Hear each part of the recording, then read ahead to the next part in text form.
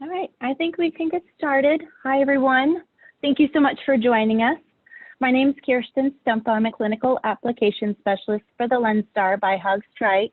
And joining me today is Carrie Menard. She's also a CAS, and she's going to be assisting me today by watching the chat box. So feel free to type in your questions as we go. And we're going to do our best to make sure we address all of your questions by the end of this session. Today's Surgeon and Advanced Technician webinar will be a total of about an hour. I'm going to start by reviewing the cautions that you sometimes see as a result of Lenstar measurements. And then I'm going to be going over why these cautions appear. I'm going to touch on the dense cataract mode and how to enter a new lens, and also some calculation features in our latest software. Our latest software version is i9.3.1.0, and if you're unsure what software version you're currently running on, you can simply click on the question mark in the toolbar, choose About iSuite, and in bold print, you'll find the version of software that you are actually running on. I'm also going to be throwing in some interesting measurements as we go along throughout the session, and we're going to get started. In the iSuite software, various cautions are used to bring our attention to questionable measurement results, and these cautions do not always mean bad measurements. Now, we should be watching out for axial length and Ks, the most important measurements, and we're going to validate those by looking at the standard deviation. So the acceptable standard deviation for axial length should always be under 0.1 millimeter, Ks under a quarter diopter. And if we have enough astigmatism to qualify a patient for a toric lens, we want to make sure that the axis has a standard deviation of less than 3.5 degrees. Now, if you're plugging in your Lenstar measurements into a third-party LRI calculator, probably want to address axis for that as well. Any other measurement will be automatically assigned a caution in the iSuite software. A triangular caution has different meanings you're going to find out today. And a circular caution always indicates a significant difference between the two eyes. Just keep in mind that one single Lenstar scan actually involves so many measurements. In fact, one biometry scan of the eye reflects off of the retinal pigment epithelium 16 times. So over a course of 5 scans, that's 80 reflections used for an overall average that will ultimately be used in the various formulas to calculate a lens power. Now, as you know, Lenstar is an optical biometer. It uses optical low coherence reflectometry and an 820 nanometer superluminescent diode laser, which is a fancy way of saying we're projecting a light into the eye and it's bouncing off the reflective surfaces. So if you notice in this brief PowerPoint, the laser enters the eye and bounces off of the epithelium of the cornea, including tear film. And it bounces off of the endothelium of the cornea. Then it travels through the aqueous and bounces off of the anterior lens capsule, followed by some noise from the front of the nucleus, varying levels of noise inside that lens, the back of the nucleus, and then the posterior lens capsule. Then it travels through the vitreous and it bounces off of the inner limiting membrane and the retinal pigment epithelium. Now, the iSuite software is programmed to land these gates on average spikes. So if you notice, this gate, the first gate, to the second gate is giving us our average central corneal thickness. The second gate to the third gate is giving us our average aqueous depth. The third to the fourth, our average axial length, and the very first gate to the very last gate, our average axial length. Now let's look at an example in iSuite on a measurement.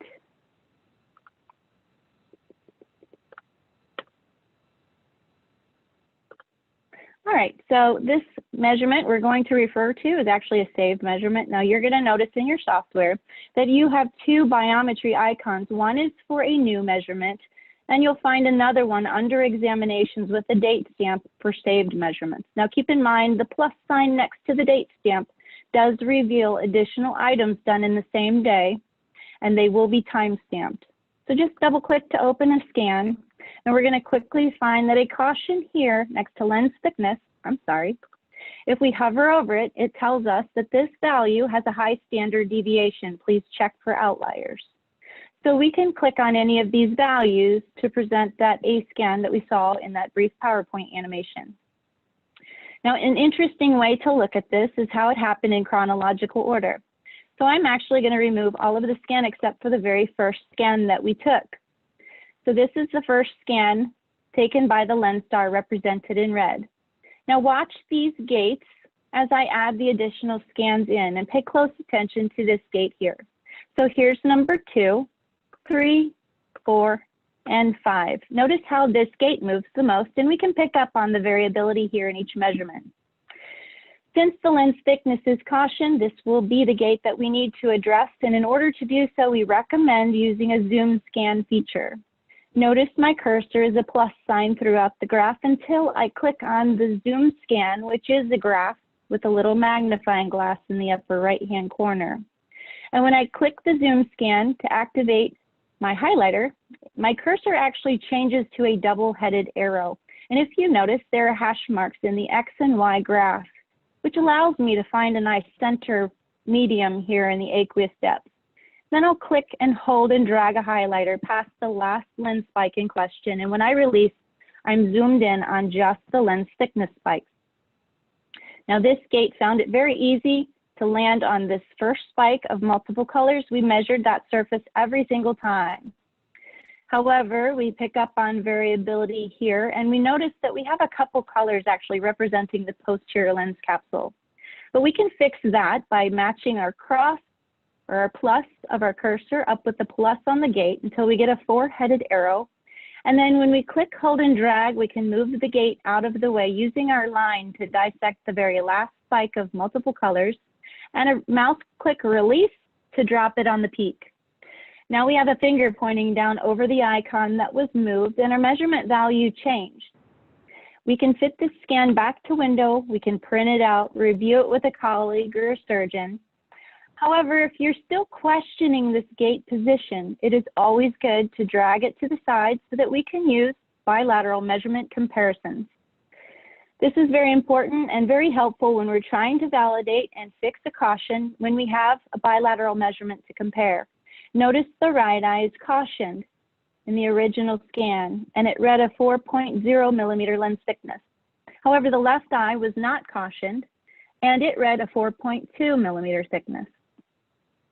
However, if you note, before I click to save, our new lens position now reads a 4.2 millimeter lens thickness and is very agreeable with our fellow eye. So it makes sense, doesn't it? So when we click OK to save, it replaces the caution with a single asterisk, meaning the value was user defined. Now, as you probably know, lens thickness is not used in all formulas, but it does actually improve the accuracy of the Barrett Universal 2 formula. So if you're relying on the Barrett formula, you really should be addressing lens thickness, especially when it doesn't agree with the fellow eye and especially when it's cautioned. Now, extremely small measurements to the lens thickness, such as what I just did, does not change your calculation results dramatically. In fact, you may just notice a slight adjustment in your intended refraction. But depending on how much you have to adjust the lens thickness, you may notice a bigger shift in the recommended or in the intended refraction, or even the recommended lens power, and it's also depending on what you're aiming for. So it could make a difference of a half a diopter step, right? Now, what happens when you have a very dense lens?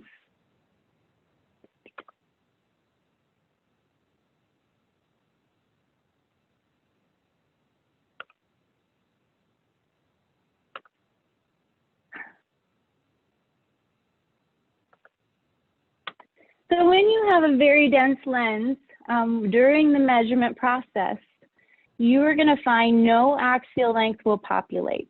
But after the first 3 scans, so if you notice in this display, you have a axial length and it is highlighted, but this has actually not happened yet. So as the scan begins, no axial length is displayed, but Ks will appear. And over the first 3 scans, the same thing happens.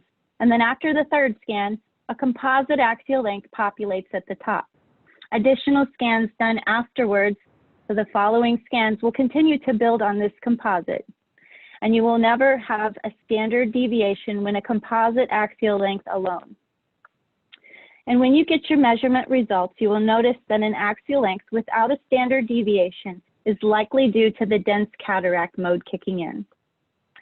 Now, keep in mind, light cannot pass through every material out there, so if you're attempting to measure a rock, you will likely need to use sound. However, the Lenstar does have this dense cataract mode, and it does kick in automatically. Just remember, it has to pass through that dense lens twice.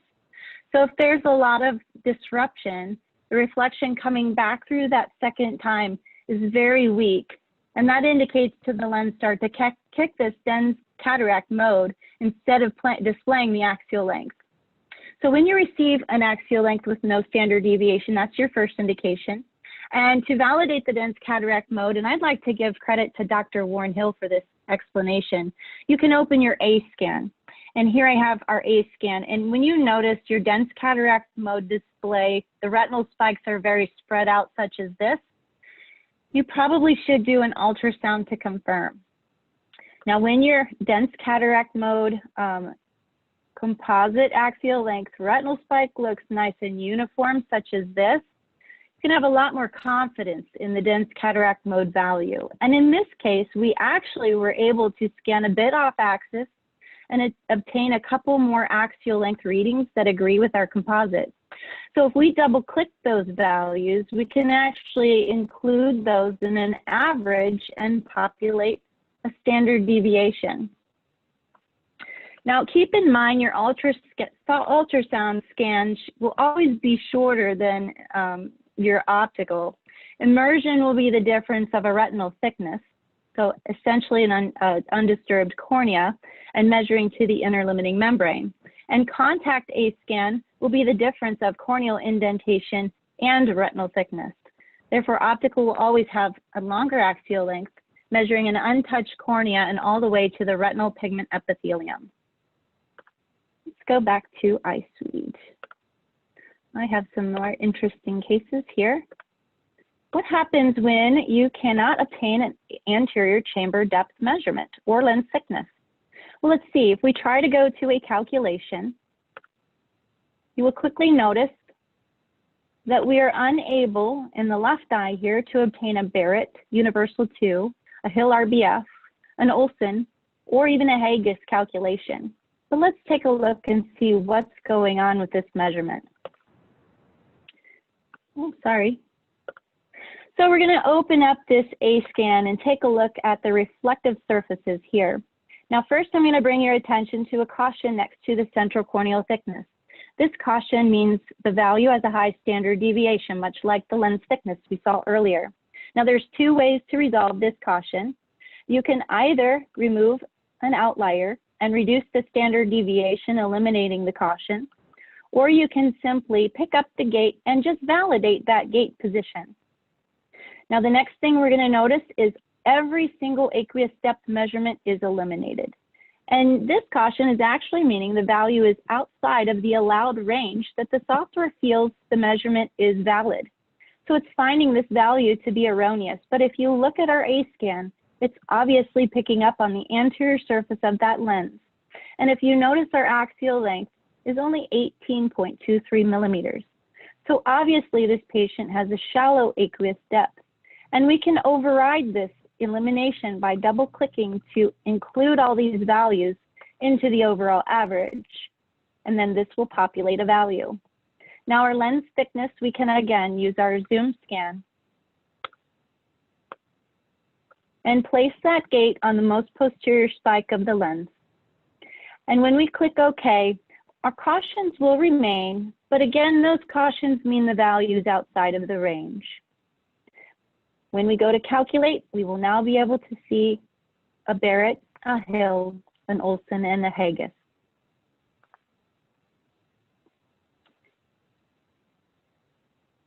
I have one of my most favorite examples.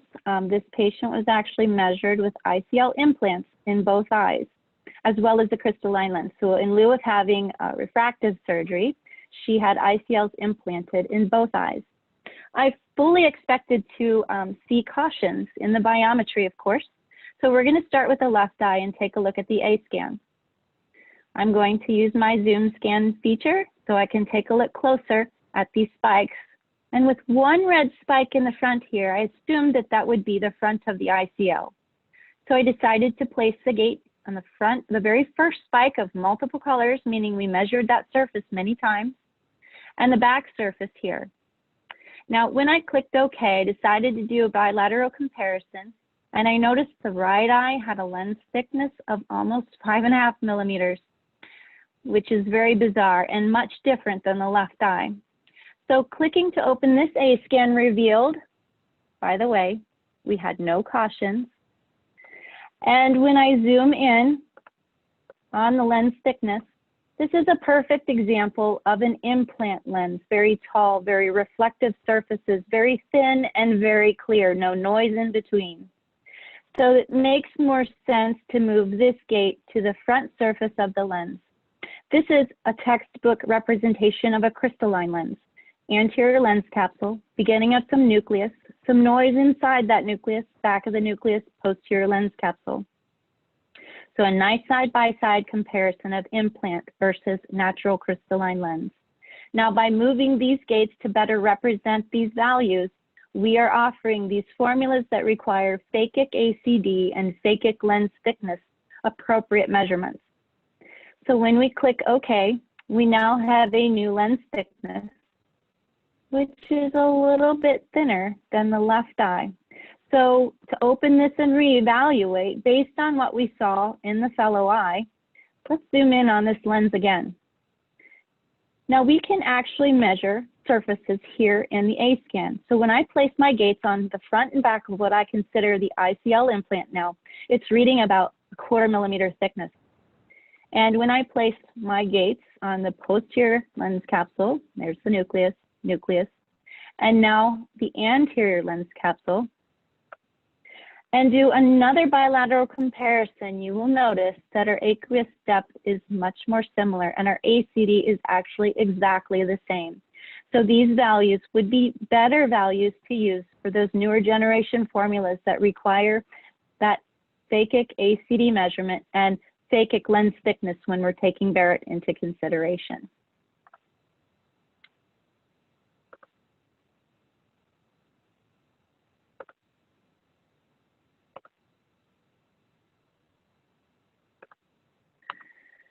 So let's talk about keratometry. So Lenstar keratometry measures with LED reflections off of the cornea, like many other autorefractors, but it's the dual zone pattern of these reflective points along with the spacing that's most beneficial. There's an inner ring of 16 data points at 1.65 millimeter diameter and an outer ring of 16 at 3.2. Unlike some of our competitors, this is actually extremely beneficial in getting accurate Ks, but also the right axis placement for your premium lens implants. So notice there's very little discrepancy between those meridians. As you know, keratometry is the second most important measurement used in every method of calculating out there. So first we want to pay close attention to the standard deviation. And secondly, we can review the images that we achieve during the measurement. So in this measurement, there are no cautions, but if we wanted to review the images, we certainly can. So we can click on any of these values, and it's going to display the data points. So each time we scan, we're obtaining up to 32 keratometry images 4 times for each scan. So that's the potential of 640 data points over the course of 5 scans. And anytime we're questioning, we can certainly open this display. And here's our first scan. Notice our second scan has cautions. Now in this first scan, we have nice bright data points indicating we had excellent tear film. And we have an evident visual axis reflection, meaning the patient was fixated. Now let's find out what this caution is about. It says uncertain measuring data. So when you click on exam number 2, you notice the patient blinked a couple of times. Software is programmed to identify missing data points and calls it uncertain data. But however, these 2 remaining scans, if you notice, the data points are nice and bright, indicating good tear film, and an evident visual axis reflection. So the average we're obtaining here in the second scan is based on 2 measurements alone. And if we reorder the K1 values, you notice this value falls in the center of all of these measurements, offering a nice low standard deviation. So is there any reason to delete? Not in this case. So if you're seeing a caution during a measurement and a single caution appears next to an average K, first check the standard deviation, and here's where we can identify if we need to delete or remove. Now let me show you an example of some poor keratometry reflections. This patient unfortunately had a scar or a pterygium coming up over the pupil in every single measurement. And you notice in this case, the caution means the measure was simply not usable because it's missing data points in every single image. Now, this patient would need to be measured in some other way, maybe manual Ks, to obtain the keratometry values. But when we go to calculate for this patient, we can input different Ks in the measurement data tab and move on to a calculation, still using all of our good biometry information. Another thing to watch out for is low-lying lids or lashes. So superiorly in all of these images, you will notice missing data points, shadowed data points due to the lashes and lids. And in this last scan, we notice even some lack of tear film, so some dryness. And this is all contributing to a high standard deviation. And when this is happening during the scan, it's advisable to allow the patient to take a quick blink and advise the patient to open their eye wide. And if they cannot keep their eye open, the cotton tip applicator technique, rolling the lid out of the way, is very useful with the Lenstar. It gets fingers out of the way, and it allows the technician to roll the lid for the scan, unroll to allow the patient to blink, and roll again for the next scan. Now, white-to-white measurements sometimes are cautioned, but I want to bring your attention to the fact that sometimes they aren't cautioned, but they should be questioned. Dr. Hill actually recommends questioning white-to-white when there is a difference of 0.2 millimeters between the 2 eyes. So this is an unusual white-to-white measurement, but we can question it by clicking on any of these values to open the white-to-white display. And what you'll typically find is if you have a very light iris, or maybe a scar or pterygium coming up over the iris and fading it out, these calipers are programmed in the software to find dark to dark surface. So if the iris is faded out, it doesn't know any better but to place itself on that dark area. But we can simply hover over one portion of this circle until we get the double-headed arrow, which tells us then we can move and drag that circle to a new position. So now we've identified that the white-to-white is actually 12.23 millimeters for that first scan. Now, we just validated that based on a photographic image. So this value should be a good value to use for our formulas. However, if we eliminate all of the other measurements, we have a new caution indicating too few measurements result. So if you don't like seeing that caution, you do need to adjust 3 scans so that the software identifies an overall average based on 3 values. Pupillometry, now this is not cautioned, and if you do like to look at pupillometry, you can open up the pupillometry display to see why we're not getting any measurement values whatsoever. So by clicking on this area, we can open up the pupillometry, and you will notice this caution means the pupil not found. Verify the results. And this will happen anytime the pupil is very, very small, or in this case, irregular. So the computer is not sure where to place the calipers, but again, we can come in and adjust these calipers to best represent the pupil diameter, and then make sure it's included in the overall average. Again, we have a caution here simply because we have too few measurements. So if you don't like to see a caution on your results overview, you can adjust 3. Now, I also want to bring your attention to the X and Y. There's a dx and dy value for each one of these measurements. So I'm going to grab this first measurement here. And I want you to watch as I move the circle, the plus sign always stays in the center of that circle. So if I say this is the pupil diameter, this is assuming center of pupil. And the X and Y values are giving us an idea of the relationship between center of pupil versus visual axis. So if there's a large distance between these 2 points, we may want to consider disqualifying a patient for a multifocal lens implant, because if the patient ends up looking through a concentric rings, we will have poor outcome.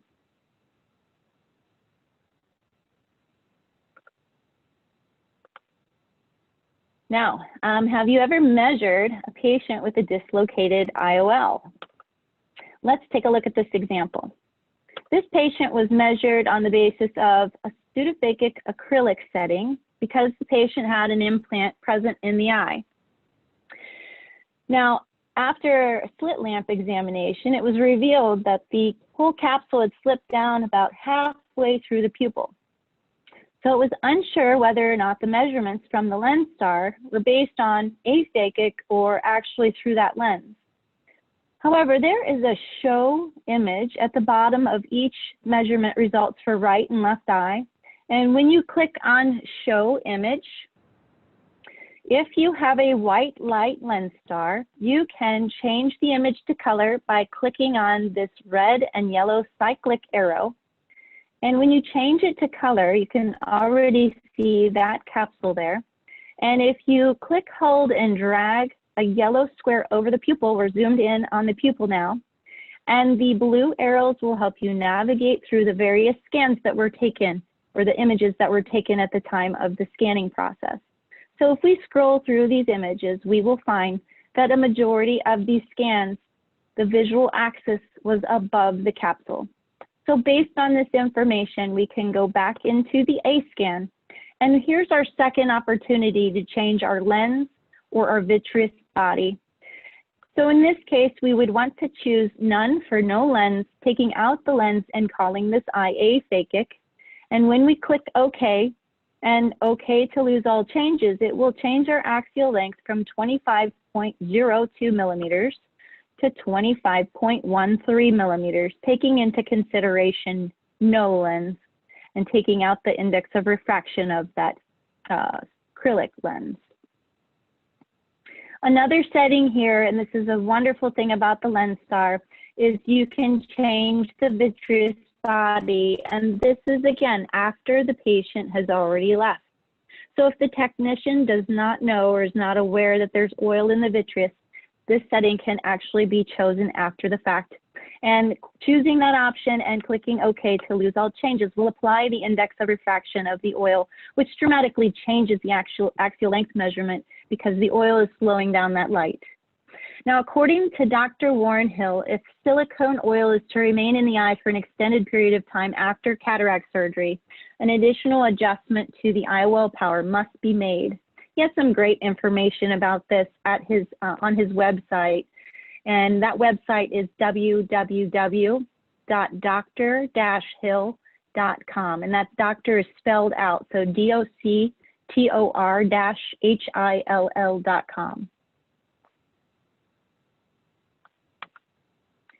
Now, once you're happy with your measurement results and there's no longer any review to be made, we're going to go and move on to a new calculation. Now, as you saw, saved calculations appear under examinations, but a new one will be obtained by clicking the IOL icon under the biometry for new. And in this screen, this is the measurement data screen, and this is a review of all the measurements which we're about to use for our formula calculations. So if you ever need to enter an axial length because it was unobtainable with the Lenstar, you can certainly type in a new value.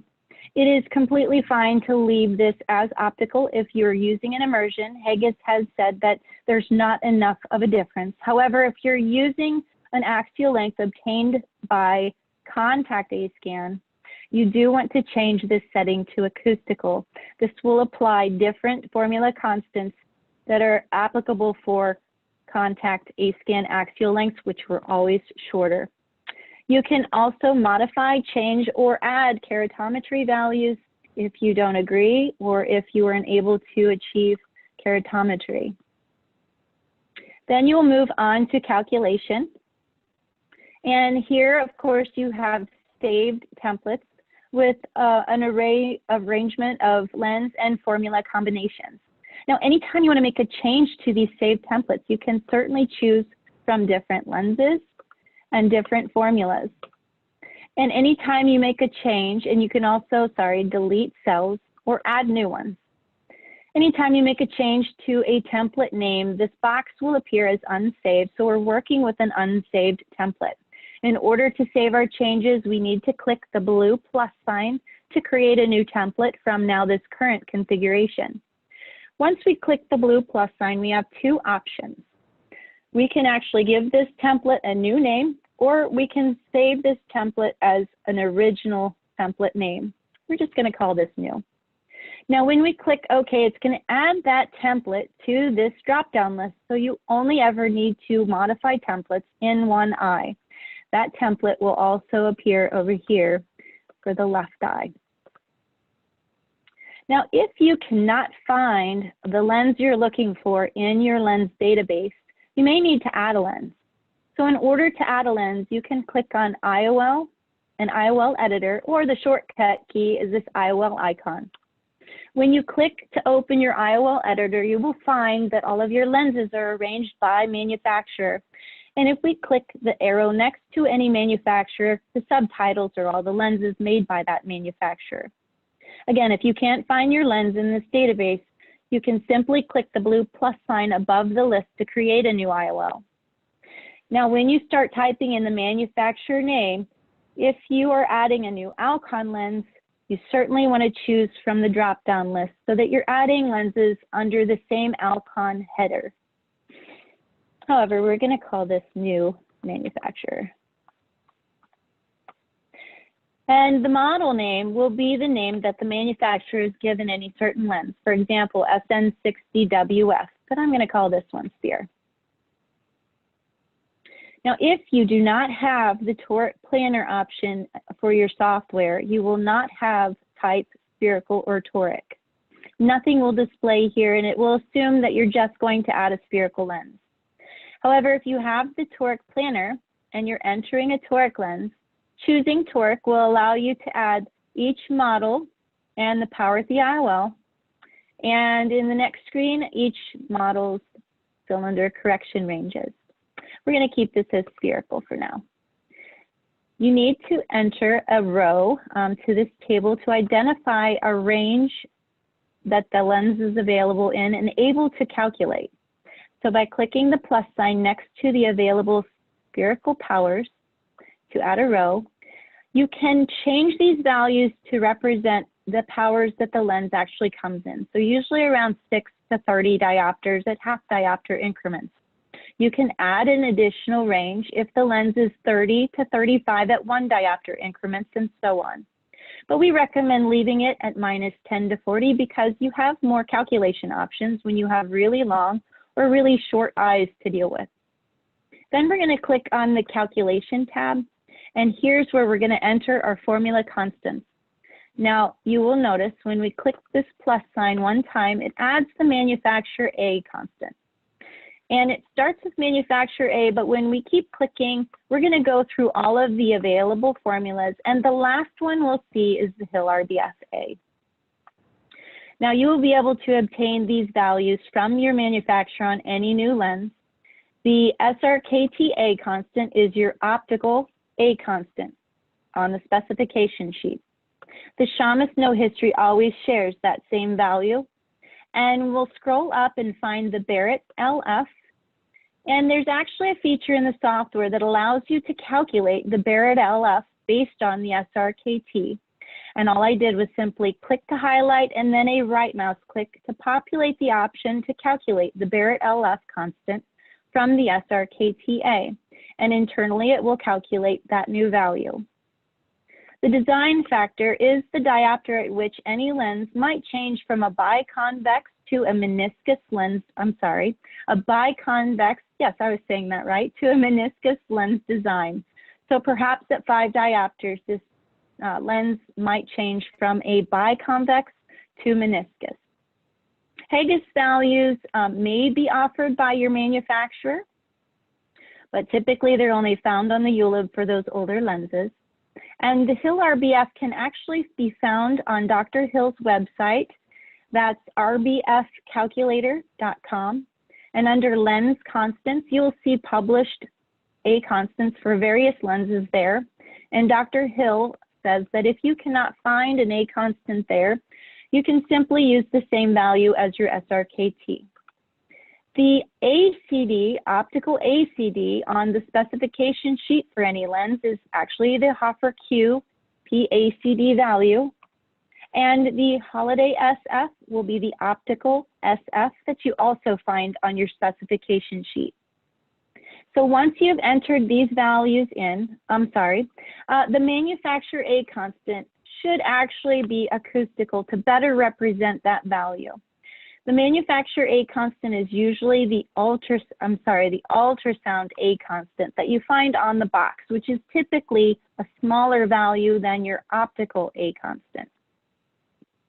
Now, if you're measuring with a contact A scan and you're changing your device type to acoustical, you probably should change this to SRKT. That way you can at least get an SRKT calculation when you're obtaining your A scan with contact A scan. All right, Olsen values. These are very difficult to obtain. However, your manufacturer may suggest Olsen values for you as well. Now we're going to click OK, and you will find we can add that new lens by that new manufacturer here in our template. All right, let's go talk about toric.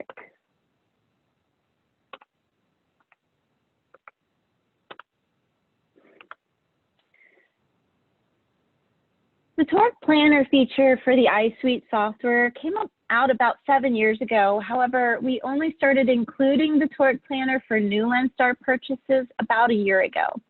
So if you purchased your Lenstar before then, you may not have the toric planner. And in our latest software, we actually now have 5 toric calculators. The Barrett toric calculator, the Abulafia Koch toric calculator, the Olsen toric calculator, a commercial calculator, and now the Barrett TrueK toric calculator, which is also going to have some improvements here in our next version coming out shortly, the i9.5 software. The nice thing about having the toric planner feature is, of course, the elimination of having to transcribe all of your measurement data and surgical preferences into a third-party software and then checking it a million times to make sure they're all right. You can actually view these calculators simultaneously on the same page, and both eyes, in fact.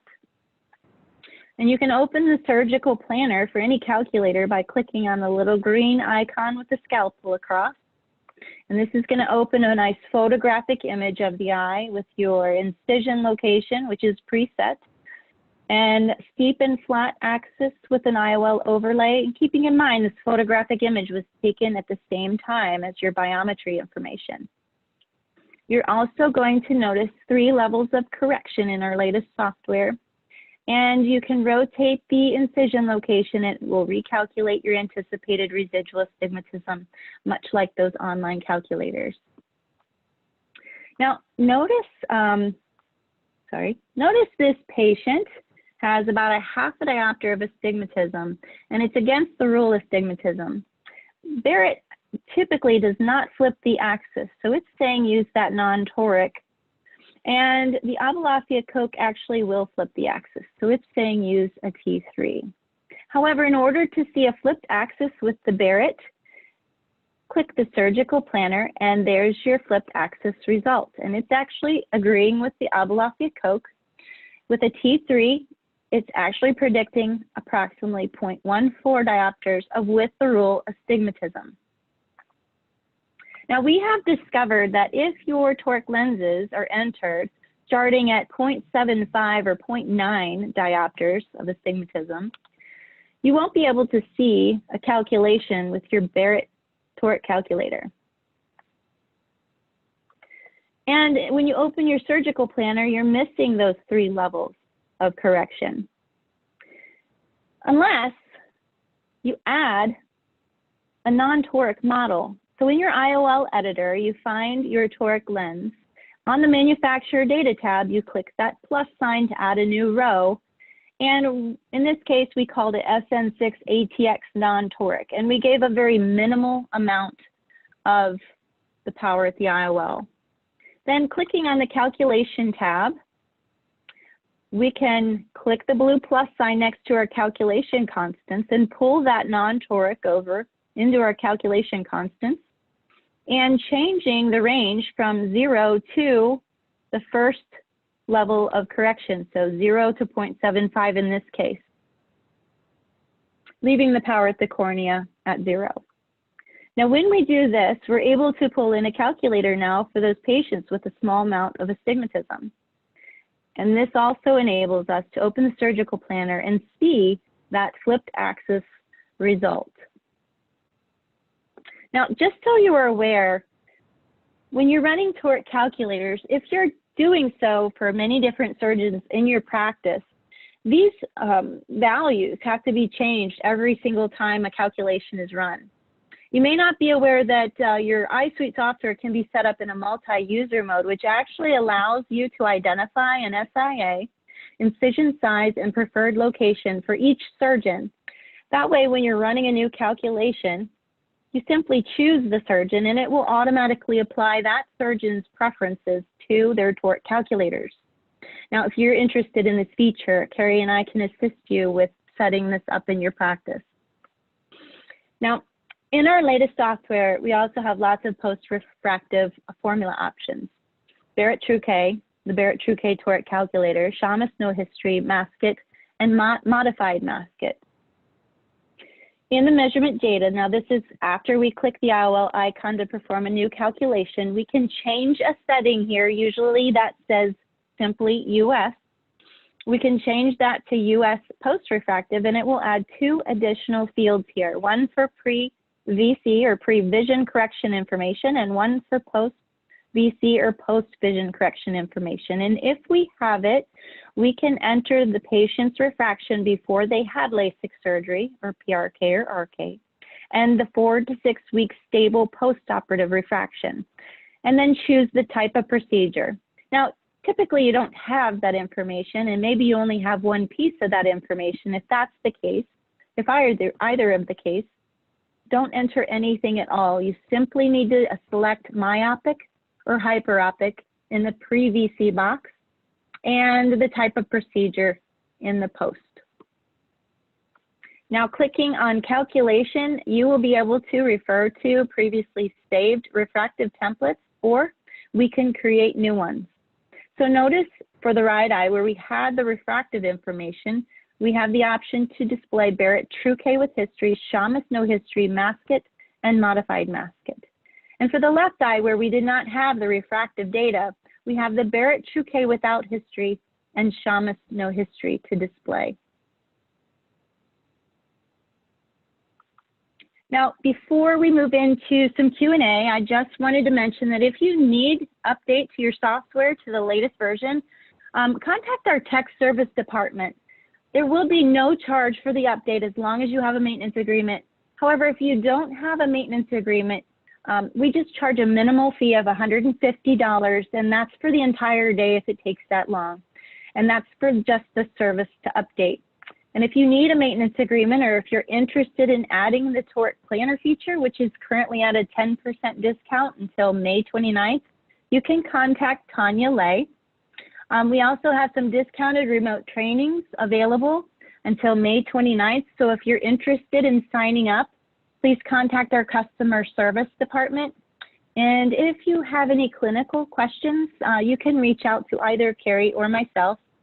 And if by chance any of your questions are missed today, just type your email in the chat box and we're going to do our best to reach out to you. Okay, now for some questions. Okay, so Kirsten, can you hear me? I can. Okay. So the first question I have is, should I add the standard retinal thickness value to my immersion A-scan axia length when entering it into the Lenstar? Interesting question. I'm going to say reach out to your colleagues to find out what others are doing. But I do know that Haggis has mentioned that immersion and optical are so very close that it's acceptable to use those optical A constants when calculating. The bigger difference is that contact A scan when you're indenting the cornea and only measuring to the inner limiting membrane.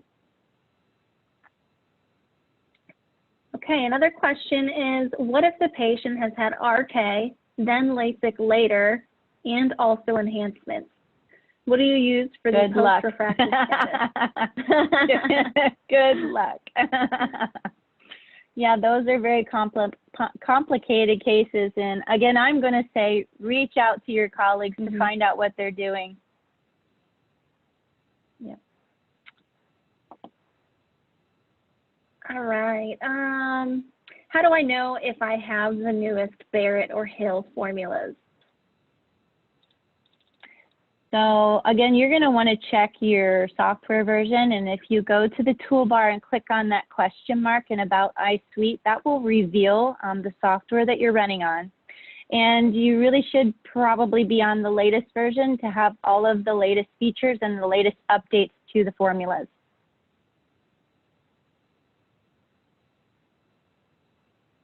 Okay, are there any tools to help with my toric lens alignment intraoperatively?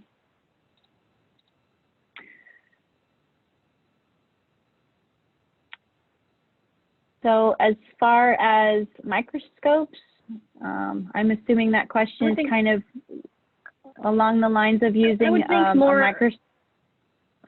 I would think more just maybe repoint out the surgical planner with the overlays and the angles. Oh, okay, yes.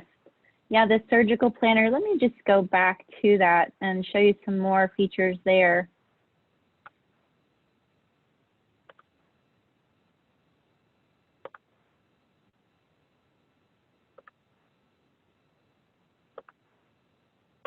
So in that surgical planner, you also have some options here that to enhance the image. We can equalize and brighten the image. It brings about the scleral vessels, usually a lot of nice landmarks here that we can utilize. And there's also some overlays that we can apply. So the pencil tab here lets you apply some overlays. A pointer, you can point something out, put a circle around something. But what I find most useful is this angle icon. So if you can find a couple landmarks to point out, you can also identify how many degrees from 0 any landmark resides. So this is kind of helpful in identifying a good position for the lens and where the center haptics might line up.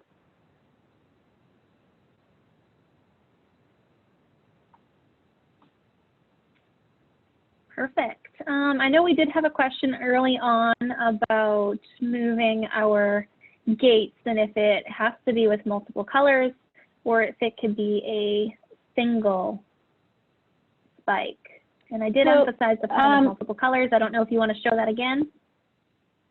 Yeah, so multiple colors is recommended, but a bilateral comparison is telling too. So that's a nice way to validate those interesting spikes and if they're weak or if they're only one single color.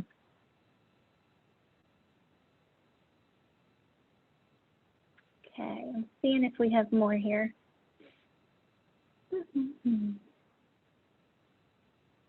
Oh, Q&A, okay. So for the post-refractive calculator, the SIL was in plus. Can you insert in minus or plus? Yes, you can change that in the settings, certainly. And I can actually walk you through that. Let's see. Tools, preferences, general, anatomy units. There it is, minus SIL plus SIL. So if you want to, whoever asked that question, if you want to use your phone and take a screenshot of that, that's just the tools and preferences under the general anatomy units. And there's your option to change from minus to plus. Okay, so why are there cautions noted after calculations are run in the various lens templates? Oh, yes, thank you. I forgot to go over that. So if you are running, let me go to actually,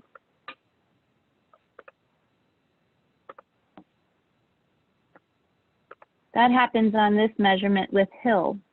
So you will notice cautions next to Hill calculations anytime those calculations are questioned, because the Hill RBF calculations have an internal validation guide. And what this caution means is that the calculations are out of bounds, and Hill actually recommends not using any lens power that has a caution next to it. Instead, he recommends using the Barrett or the Olson. And it's simply because the Hill RBF method is based on actual cases. And so if the measurements that we took are different from all of the cases he's used for this method of calculating, then it gives it a lower confidence rating. He just hasn't included enough axial length of 18.23. Okay.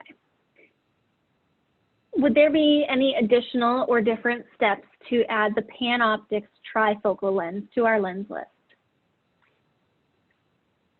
So I'm going to make this really super easy. We have lens files that we can easily transfer into your database. So if you need help adding the PanOptix, we can do it quite simply. In the IOL editor, there is an option to import and export lens files. If you are computer savvy, we can even email you the lens file, and you can do this yourself. Can we find out ICL lens position by axial length graph? Can you repeat that? Can we find out ICL lens position by the histogram? So I'm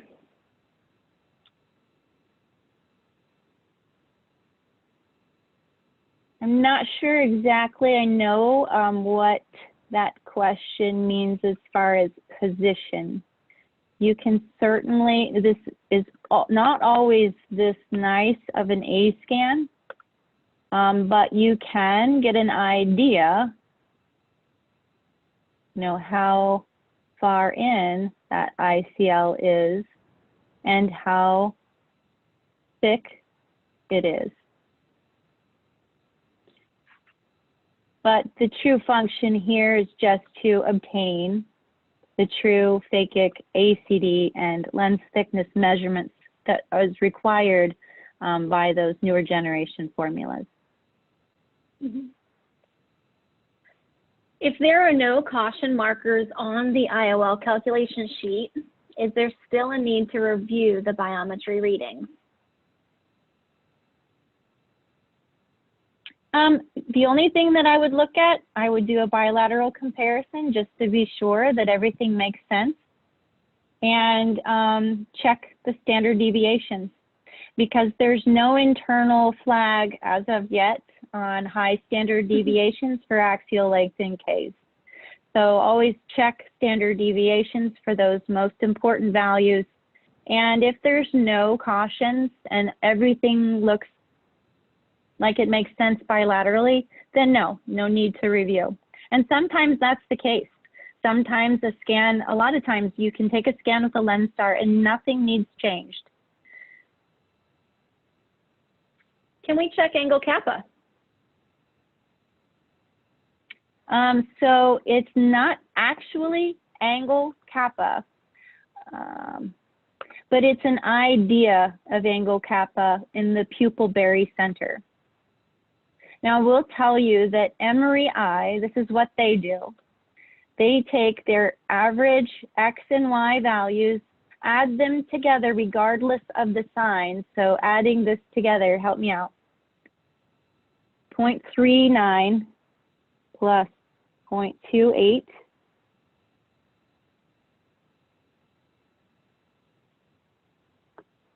0.67. So Emory eye says a 0.6 above 0.6 would be a bad candidate for a multifocal lens. So 0.67 would disqualify this patient from a multifocal. Haag-Streit documentation indicates that 0.4 in any direction would disqualify a patient for a multifocal.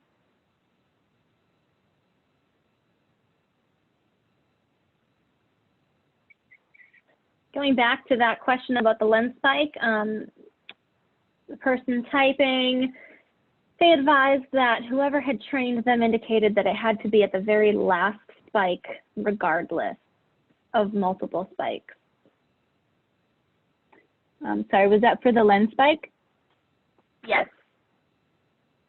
Yes, and you know, that's a really, really good rule of thumb to always make sure gates fall on the very first and the very last spike of multiple colors. I just want to caution you, if you ever measure that ICL patient, you may want to look at the A-scan just to confirm you're not accidentally picking up on that implant lens and falsely making your lens thickness too thick and your ACD too shallow. Now, on that patient that I showed you, I ran calculations before and after, and it really only just shifted the intended refraction. And depending on how much those gates move, if they're moved more, then it's going to affect the calculation more.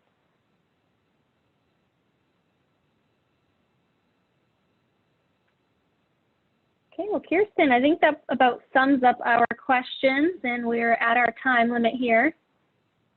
I bet people want to enjoy their evening. Thanks for your help, Carrie. Yeah. Yeah, let's go have some dinner.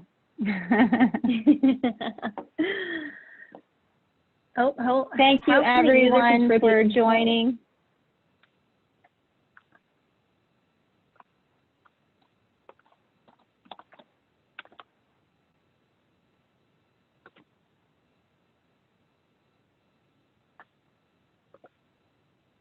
Okay, thank you, everybody. Have a great night.